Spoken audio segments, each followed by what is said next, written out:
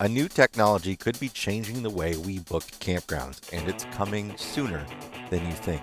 Plus, last week we talked about our ideas for the Jason and Abby campground. Now we're going to talk about your ideas for your campground. All that and a whole lot more on this episode of the RV Miles podcast.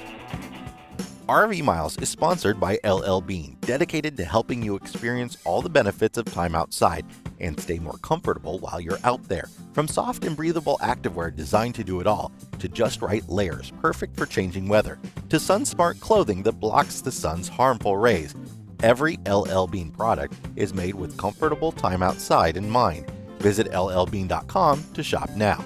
LL Bean, be an outsider.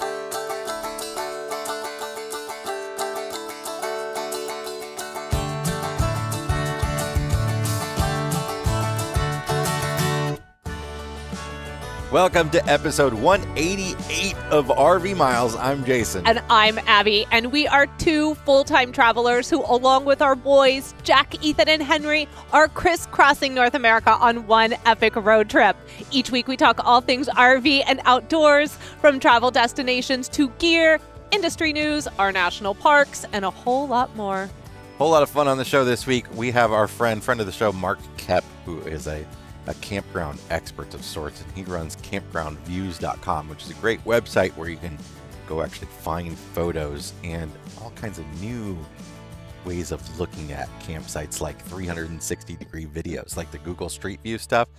He's got some new technology rolling out very soon, and he's going to talk about it with us a little bit later. Plus, he's going to give us some of his thoughts on what this year is going to look like for campers and what he's hearing from campground owners about their booking situation at the moment right now. And I'll just a little preview. They're real booked up. So we'll have that interview a little bit later on the show. But first, on last week's episode, we talked about our ideas for what we thought would make a great campground. And we were talking about a specific type of campground, really, something that we don't see a lot of, a place to really sit down cheaply and tour an area. Anyway, you folks gave us your ideas for campgrounds in the YouTube comments and on Facebook, and we wanted to read through a few of our favorites here today. We sure did. Are you reading or am I reading? Do you want me to do the dramatic reading? I don't know. Or have you warmed up vocally for this? What's funny is most of these are like, yeah, duh. Like, I mean, like, and yeah. not like these people are dumb for coming up with these ideas. It's like, but like, why don't campgrounds do this stuff? Yeah, nobody's looking to reinvent the wheel. We're Right. actually looking to piece all the best parts of the different wheels into one wheel.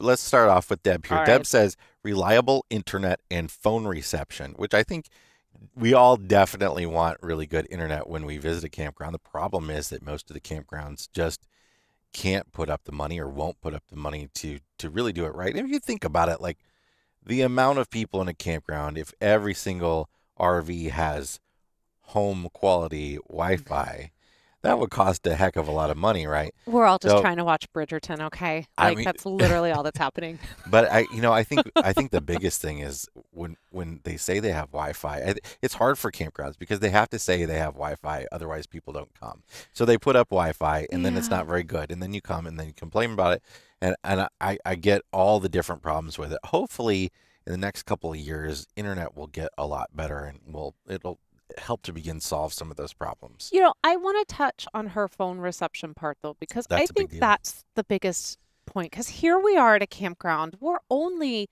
15 miles outside of Montgomery, Alabama.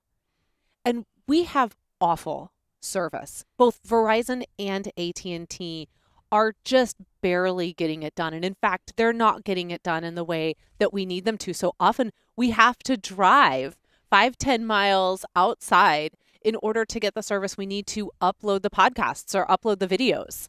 But what are you going to do? Call the phone company and say, hey, build me another tower nearby? Right. I think that something like that, those are two very different conversations to me, though. You can't lump campground Wi-Fi in with cell reception. But you it is can't. The bottom line is, and we got this similar comment from a lot of people, is that that's just what people are looking for when they book a campground. They want to know, and we do that too. We go on Campendium and we make sure that the internet's going to be decent. You want to have good cell reception, and in lieu of good cell reception, I think this is the real big deal. Like, if your campground is in a spot where cell reception is terrible, well, then you really do need to spend the money on a really good Wi-Fi system. Yeah, because one of the things I noticed for the first time ever when having this discussion is how many people are now saying this is a work situation. Okay, so the tides are turning. More and more people are able to work now from the road. So it's not about, I just want to watch, WandaVision or Bridgerton or whatever's the hottest new thing streaming. Everybody is needing this in order to make a living. Yeah. So it's going to be interesting how this all plays out over the next years. But anyway, Deb also mentioned great hiking and biking trails. Yes. With spurs that lead from the campground. A lot of people that was another even one. At a private campground, they would love to have a hiking trail or two. It doesn't need to be, a big like national park quality hiking trail, but something to give you the little bit of exercise in nature. Right. I mean, I have been walking this campground loop just to get a walk in every day. Like, I try to get 30 minutes out and about every single day. And I have a very specific pattern now that I just walk in the road. Sam mentions a heated and air-conditioned bathhouse, and that's one of those things. It's like, duh. Like, I mean, but yeah, I mean, the number of campgrounds that don't have HVAC in the bathhouses. Yeah. You don't think about it until you really, really, really wish you had it. A really, really cold bathhouse is terrible. A really, really hot bathhouse might be worse. No, I would say if I had to pick the two, I could only have one or the other. I would have a heated bathhouse any day over an air-conditioned one. Firewood and ice for sale on site, Sam says, and level shaded sites. Look, level sites you're halfway there. If your sites are decent size and level. Yeah. I mean, we are, this campground we're at right now, all the sites are so fantastic. They're long, they're big, they're concrete, they're level. And for the most part, a giant chunk of them are shaded, which is fantastic.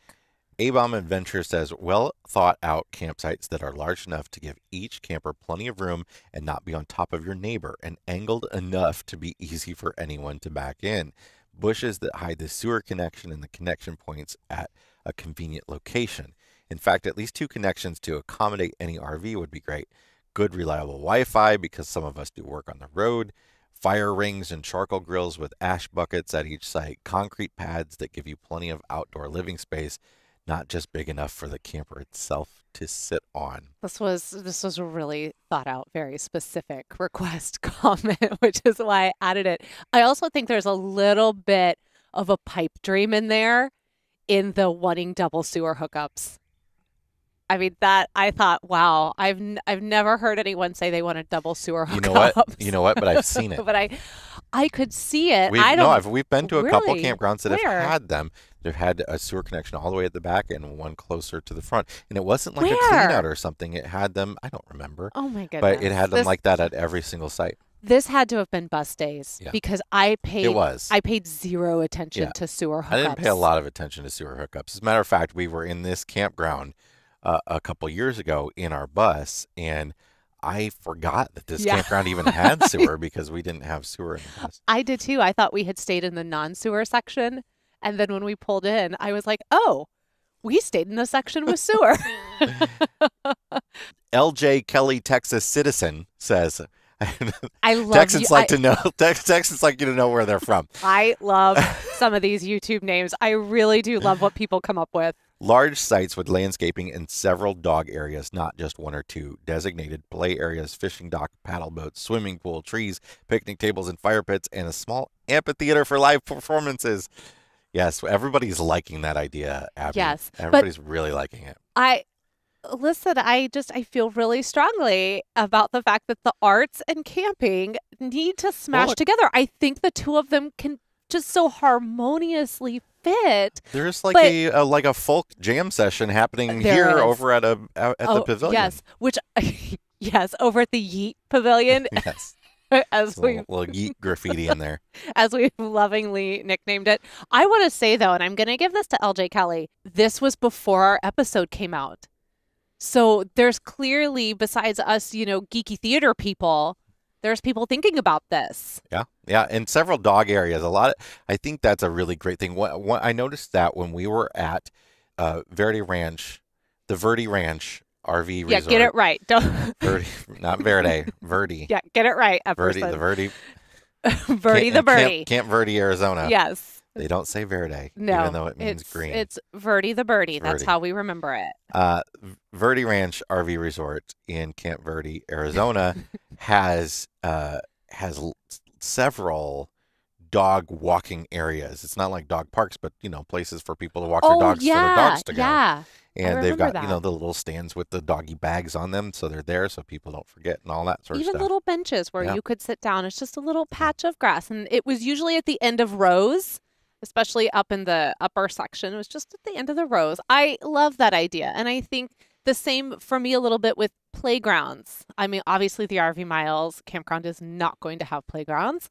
But if it did, I would want to have several, I mean, because again, it might have playgrounds, it might not, but my idea. You already said it was too expensive for insurance, and you were cutting it from the budget. I was. My whole point, you're denying children. My whole point was an affordable traveler's campground that has a little bit of fun, but isn't like a place where you're going to resort for the weekend. It's a place to explore somewhere affordably. That was my whole idea. Yes, so children, sorry. If you cry when you get to this campground, you can blame Jason. Another person named LJ, I assume this being a different person. It has to be. Site size and privacy. We are mostly state park campers here in Pennsylvania, and we love the parks for that reason, plus the reasonable rates.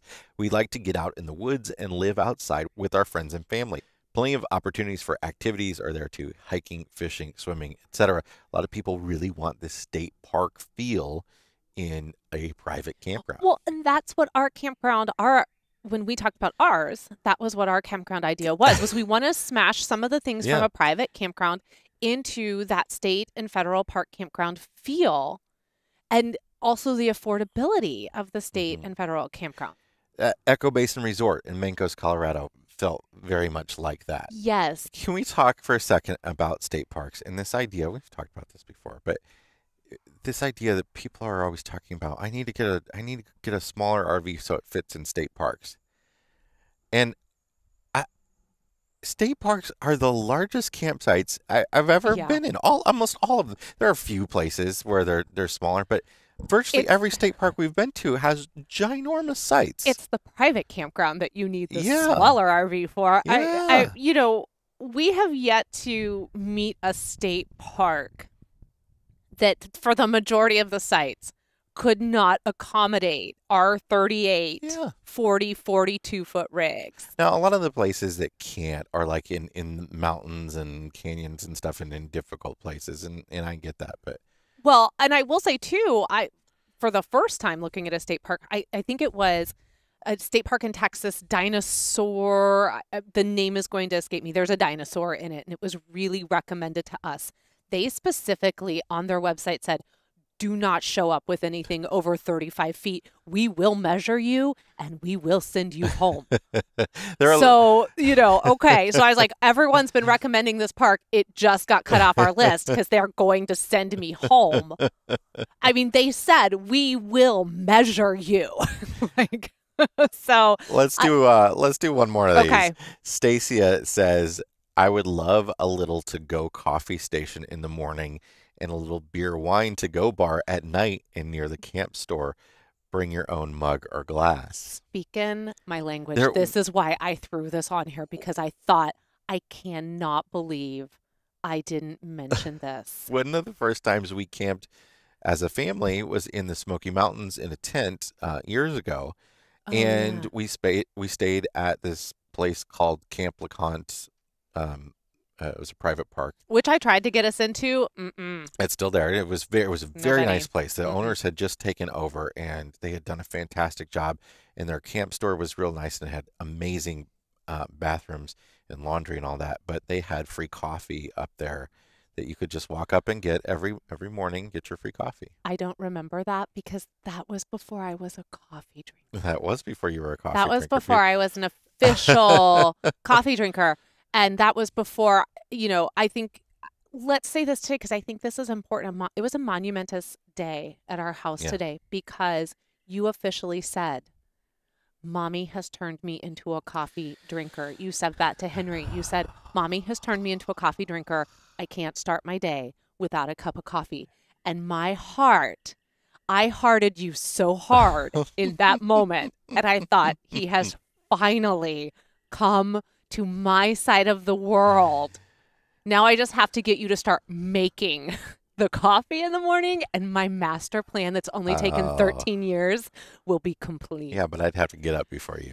I know that never happened. That has never happened. But I do think like anytime that there is a restaurant service in the campground, there's a bar that's not a rowdy type bar type place in the campground. All that's always really cool. That's again Echo Basin. We were able to go up to the bar restaurant and get food, which was really convenient when you're like, sometimes you're camping and, you're doing it your 4-day weekend, say, and you're cooking every meal on the grill, and that was your plan and everything.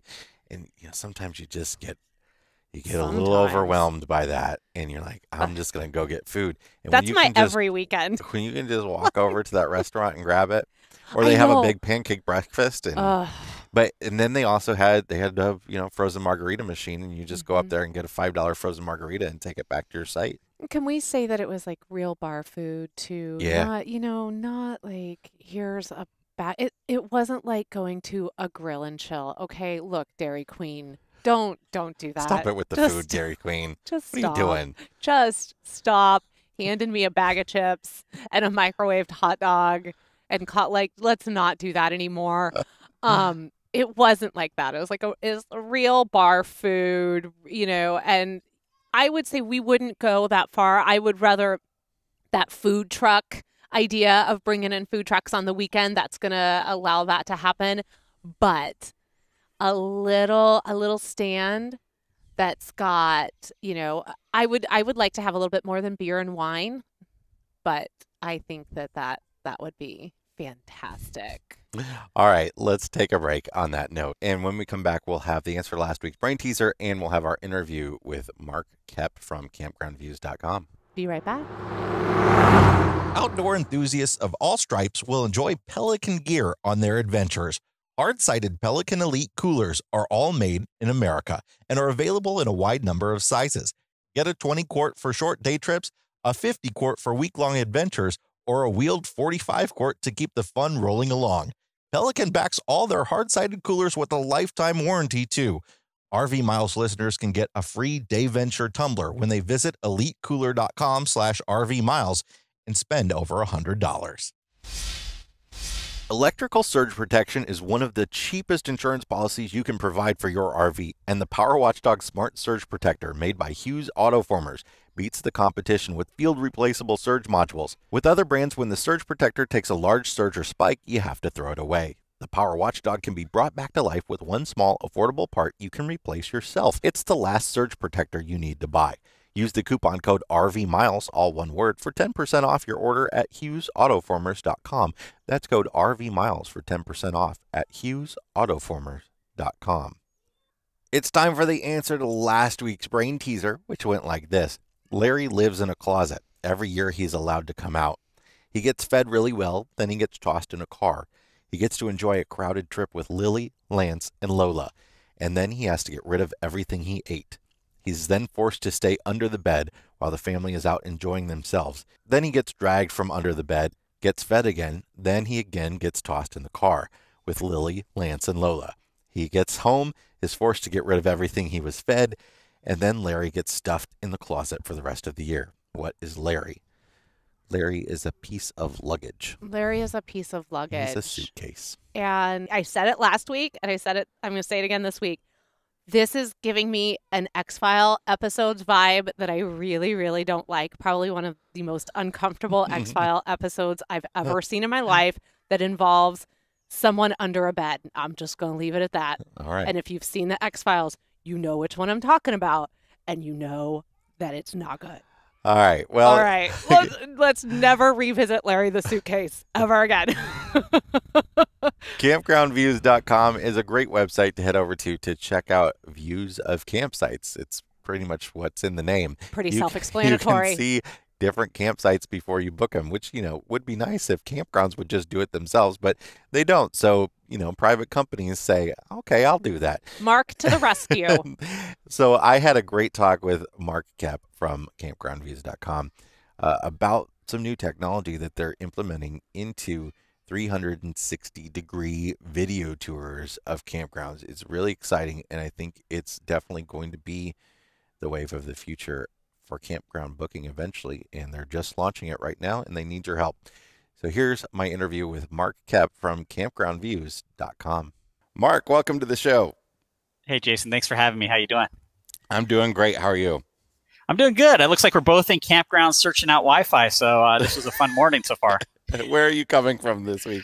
We're up in the Black Hills of South Dakota. So we had 6 inches of snow last week, and now it's 73 degrees today. So, beautiful spring in the Black Hills. God, I love it there. It's probably one of my favorite places in the country. Last time you were on the show, you talked to us about new technology that y'all are working on over at campgroundviews.com. And now you've implemented some of that technology, or you're getting close to, you're working on it, and it's ready to go. But let's, we're going to get into that in a minute, but let's just do a quick reminder of what campgroundviews.com is and what you offer.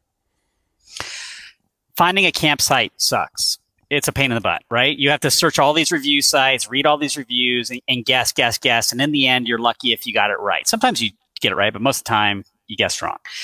And the problem is that you can't see the campground or the campsite. So we solve that through pictures and video. We allow you to see the campground. So Campground Views has over 40,000 photographs, has over 3,000 videos, and we have over 300 360 videos currently at campgroundviews.com that you can go use for free to find campgrounds and RV parks. And that's been a super helpful resource for us, but not only because it's, nice to help find a campground and see what the quality of that site is, but sometimes you're trying to figure out, will I fit in this site? Will I be able to, they list it at 25 feet, but I'm 30 feet. Maybe there's 5 feet of hangover in the back. That sort of stuff has really helped us sort of expand the campgrounds and the campsites that we're able to book. But that 360 technology is really the exciting part, because we can go through a campground and we can look around just like on Google Street View and see what the campsites look like as we're sort of like strolling down the street. But now you've started working on technology that is going to allow us to book directly from that. Yes, exactly. So we have all these 360 videos out there. We've been playing with this technology for about 3 years. And the number one complaint we get from folks is, this is nice, but I wish I knew what site I was looking at. And I wish I knew if that site was even available.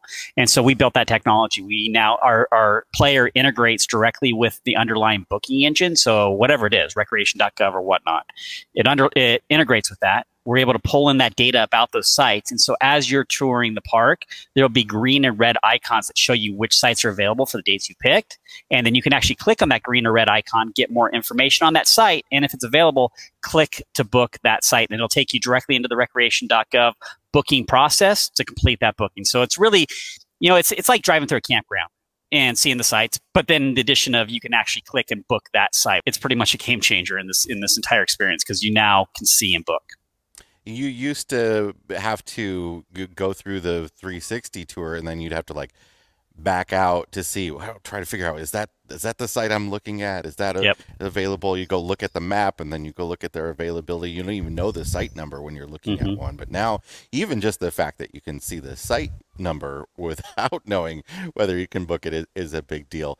So the great thing I think about what you're doing is the fact that you're independent, and that helps sometimes grease the skids to bring acceptance into technology like this, because sometimes somebody comes up with a proprietary thing and it's only available for their campground reservation software or whatever their doomajig is. So but you're opening this up as something that any campground software can integrate with. Yeah, so we're not developing a booking engine. And there's a whole war, and all of us campers, we don't know what's going on behind the scenes in the industry, but there's a little war between all those booking engines trying to get those campgrounds to use them. It's a very competitive industry.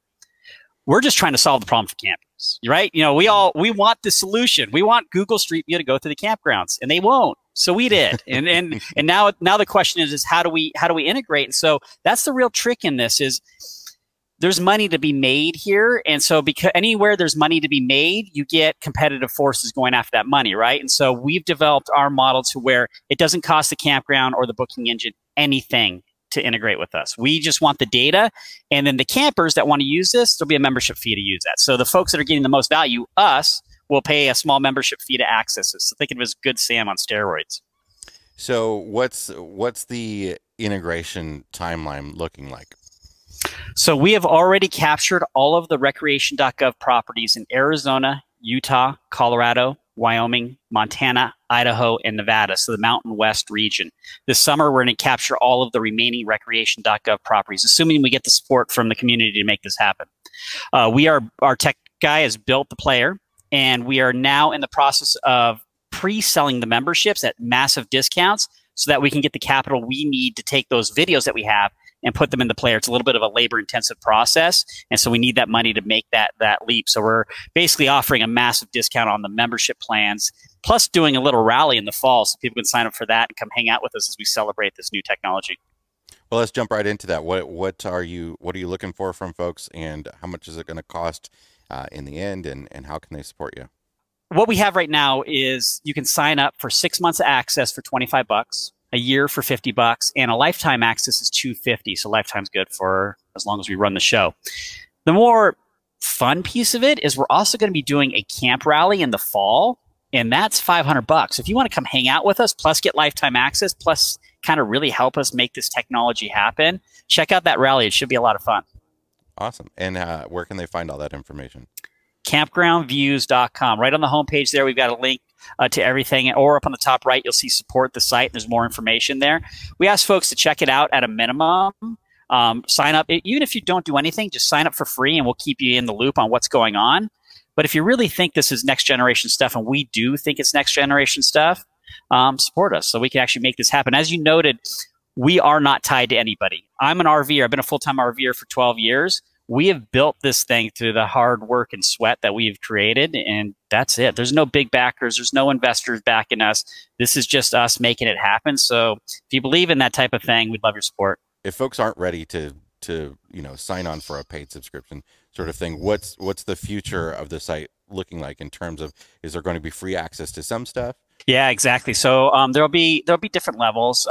The trick, actually, if we go inside baseball here on how this works, we're self-funded.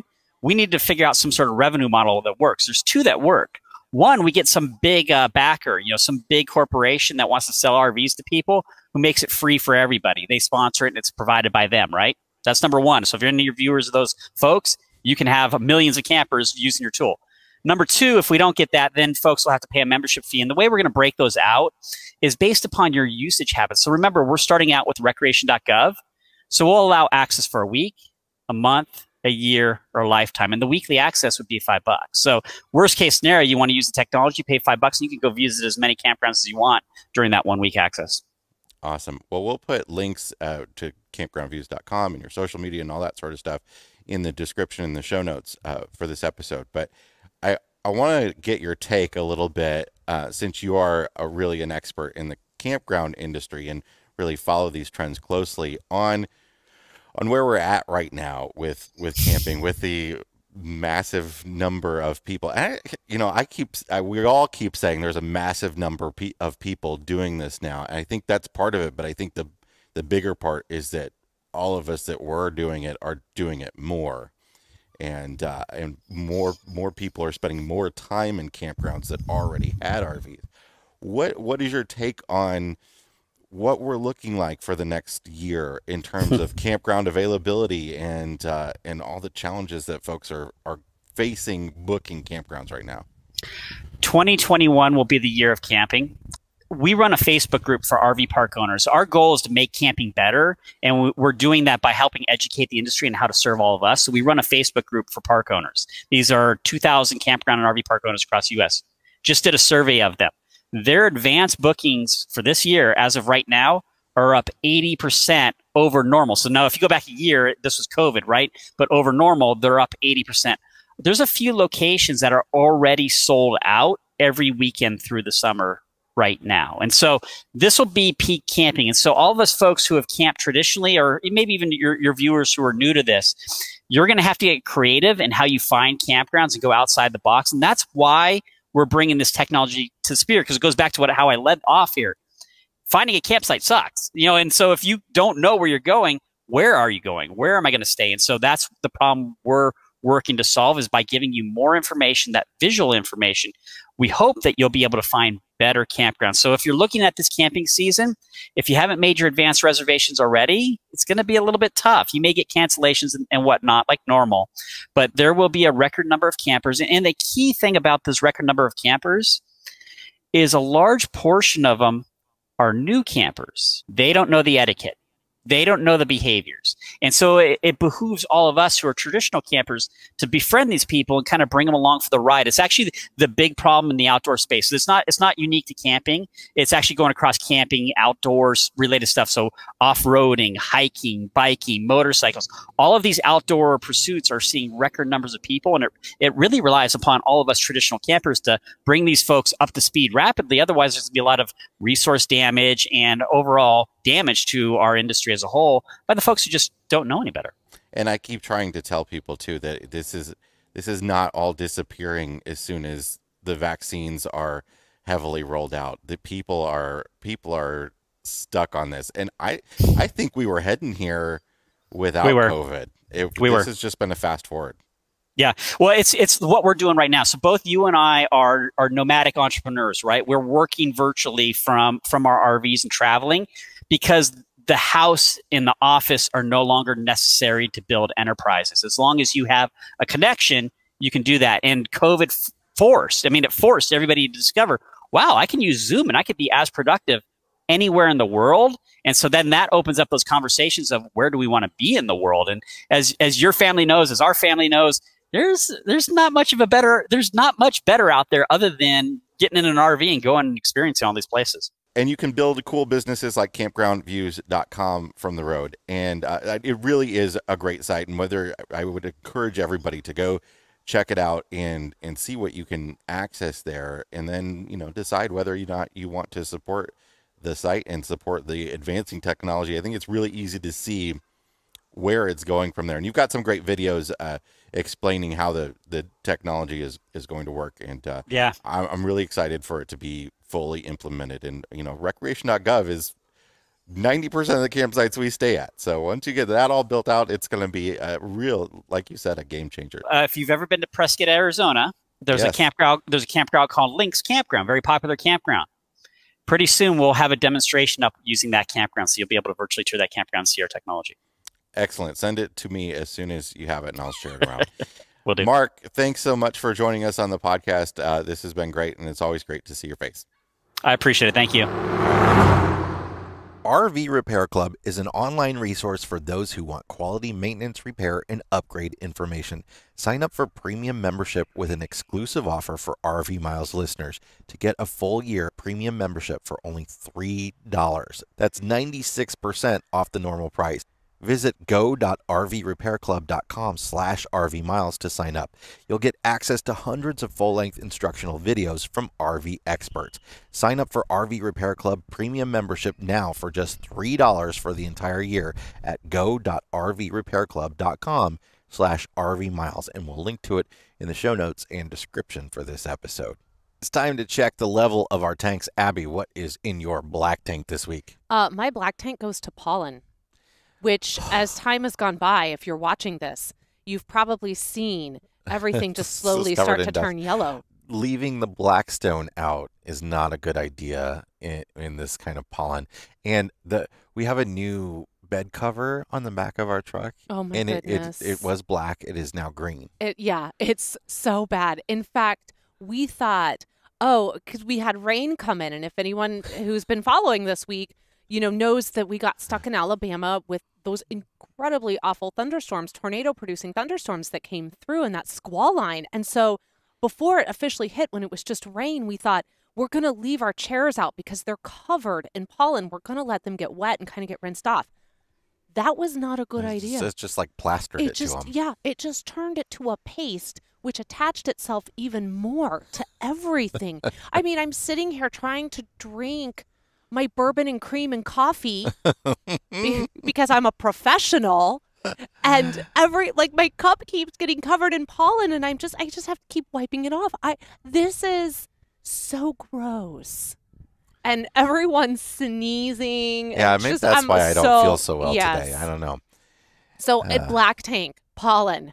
All right, what's in your fresh tank? So my fresh tank, going back to our week of Stormageddon that we had going on here. So we opted on Wednesday, when those thunderstorms were coming in, to leave Ranger Gandalf Trailey II here, working title, here at the campground, and to go to a hotel. Mm-hmm. And we stayed at a Drury Inn and Suites in Montgomery. And they gave us these happy hour coupons that were for 3 free drinks each, up to 3. So, of course, we're going to take all 3. Yeah. So we went down to happy hour, and I'm not talking just like beer or wine. They had that, but we're talking, well level, but we're still talking alcoholic drinks. So tequila sunrise, gin and tonic, vodka soda, had them all. And we would just get our drink, take it back up to our room, set it on the dresser, go back downstairs, get another drink, bring it upstairs. And we were like, well, we're not going to finish, we're not going to drink these all, we're not going to slam them so that we can get these within the hour time frame. But we'll just take it back up to the room, because we didn't want to stay down there anyway because it was busy. And we didn't want to leave the kids, obviously, upstairs while mommy and daddy were drinking at the bar. So we just got our 3 free drinks. But I thought, this is fantastic. Yeah. More people should do this. And you know what? Our campground will have drink coupons. Okay? Drink coupons. You get however many nights you're staying. If we just have the bar on the weekends, you get 3. And you can use them all one night, or you can use them one each night. You can do it however you want to do it. But our campground will have drink coupons, because that night was stressful. And we were wondering whether or not we would have an RV to come home to. And this, that's a little far. I was not wondering if we would have an RV to come home for. There was storms. I was. No, Jason, don't do that. There were literally tornadoes just northwest of us. There were some campgrounds that unfortunately individuals lost their homes and did not come out okay on this. So, I'm glad that you weren't as worried as I was. Well, I was watching where it was happening. Well, by 9 o'clock, we had a pretty good sense that the storm was starting to break up, and it wasn't going to be as intense as, it had for us anyway in Montgomery. We haven't had to do that many times, but we have a few times left our trailer just for safety's sake. We could have we could have gone to the bathhouse here as a storm shelter if need be, something like that. But as full timers, I think you just plan on doing that a few times a year. Yeah, I just have a reserve.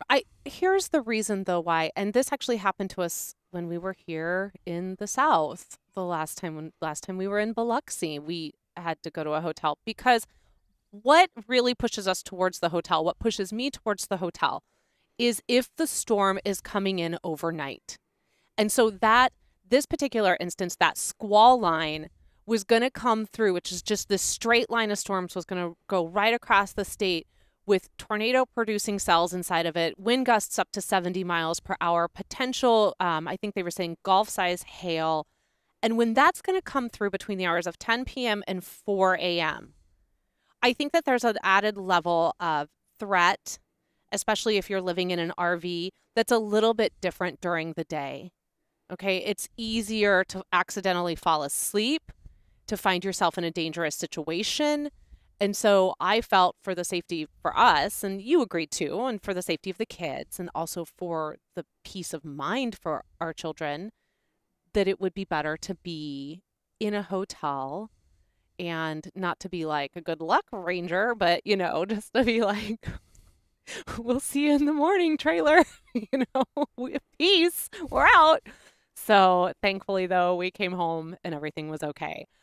Jason, what is in your black tank this week? My black tank is storage underneath the dinette in our trailer. I am so over, and it's just not it's not the fault of this trailer or anything. No. They're all the same. But if you're new to this and you go and look at RVs and you look at a dinette and you see all that storage underneath, like we did, don't ever plan on using that storage for things that you need to regularly get to. It is such a pain to get into that storage every single day. We keep all of our podcast and filming equipment under one of our seats. So it does require on an almost daily basis for Jason to get in there. It requires you to move 3 cushions out of the way somewhere in a small aisle with 5 people in the house. And then you have to pull up a piece of plywood. And you look at those and you don't think, oh, that plywood, I can just lift that up and it's stuff. No, it's just a piece of plywood with a hole in it. So you gotta first of all, my finger doesn't fit in the hole. And then you just, it's just a piece of plywood. There's no hinge or anything like that.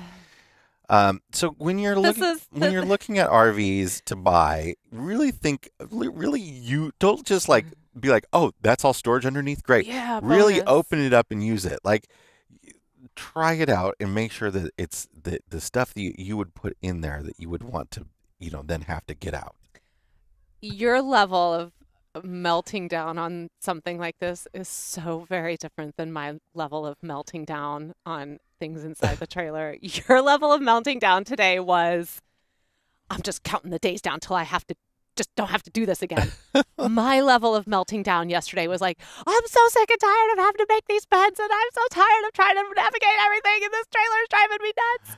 And it was like, this morning I thought, man, gosh, he's so much chiller than I am on these things.